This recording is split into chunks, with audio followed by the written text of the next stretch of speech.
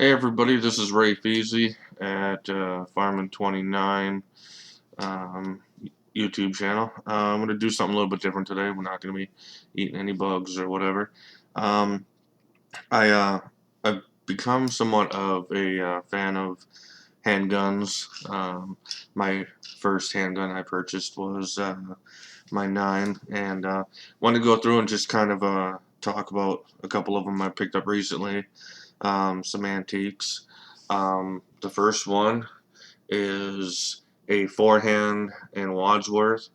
Um, if you actually look up the name, it's spelt really different. It says FC, and then Reland Arms Company, but everything I've looked up online said forehand. Well, this one in particular, on the handle, it says F&W. It is a 38 cal double action. On here, the only thing that you can actually read on here is this is Forehand Arms Company, Worcester, Mass, or Worcester if you're from the New England area. Double action patent area reading I cannot make out. So, but the company was actually not around for very long. It was towards the end of the 1800s. Like I said, it's a 38 cal. I bought it at a gun show. It's a side loader, so um, and it's not a. I'm sorry. I said it was a 38. No, this is the 32. Um, I'm not even sure if they made a 38, but it's not bad. It's actually for holding. It's light, um, as I guess you would expect most 32s to be.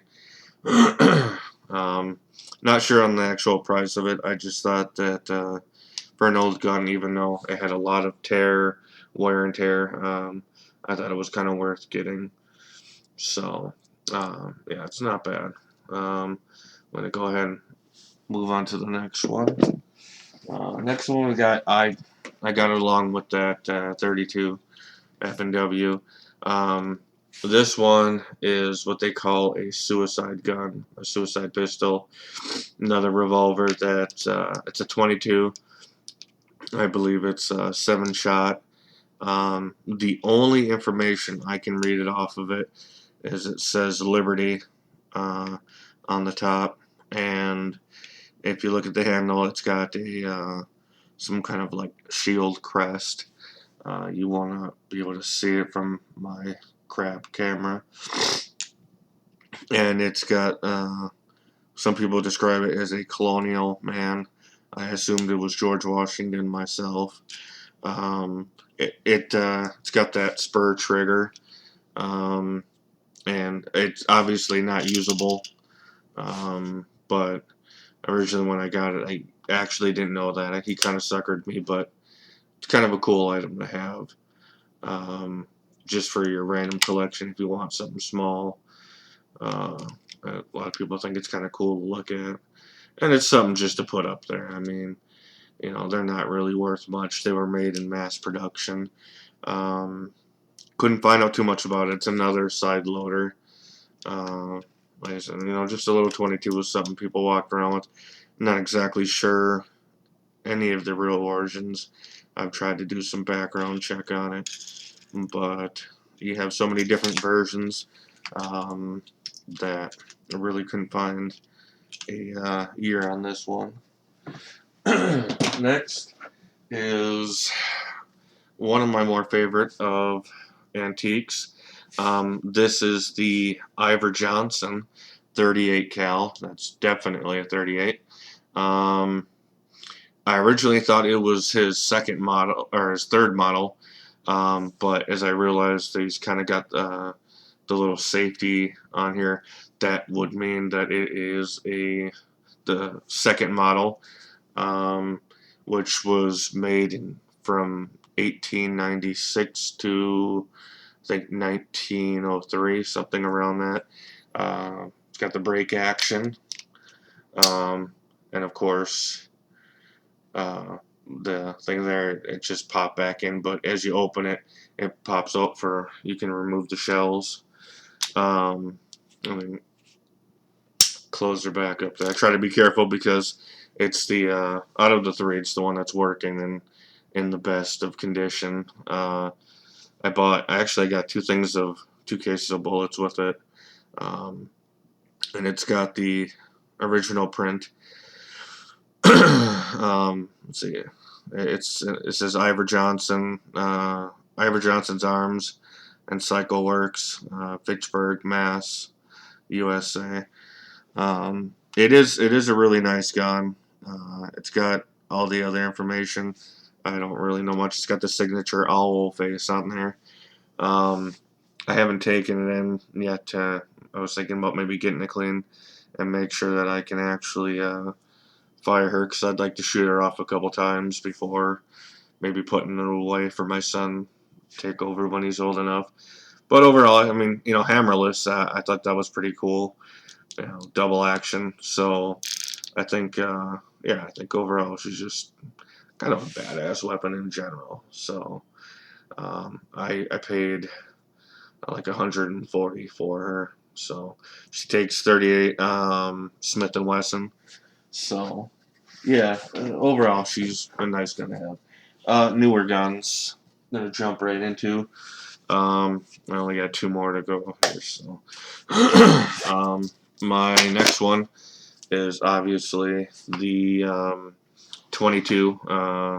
It's the SR22 by Ruger. Um, it's not a bad little gun. It was just something when I got my concealed carry, I thought be nice to go ahead and get. As I hear from most 22s, it gets dirty real quick. I've actually only got to go out shooting because we've had a rough winter here in Wisconsin. Only got to go out shooting with this once. Of course, I keep her handy. Hollow points, obviously, is usually the way to go if you're going to use this thing for self-defense. Don't have any real problems. She's real lightweight, obviously, and it being more of a full size, it's it's easy for shooting. Obviously, no recoil to speak of, and just a fun gun in general. It's something to keep around the house. Um, maybe for the lady to protect herself, so she doesn't have to be afraid of the gun as much as some women worry about the recoil. Um, Next is my first that I mentioned earlier. This one is my Taurus 9mm compact. It's the where's the thing on here? It's like a Millennium, yeah, Millennium. So I said Taurus 9mm compact. She shoots good. Obviously, being a compact, she's a little heavy up top. And keep her loaded with hollow points as well. These are special tactical. I can't think of what brand they are. It's got the little it's got some kind of like red thing inside. So she's not bad. She not the best with aiming with it. They can still have to kind of practice. Either the sights were off when I got her, or had some other issues because I'm not used to having to deal with that part. Her being top heavy, I think that's making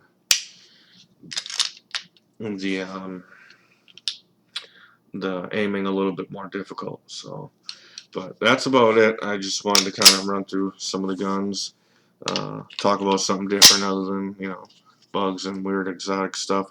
We'll go back to that next time. So, all right, guys, well, take care, be safe, and protect yourself. Later.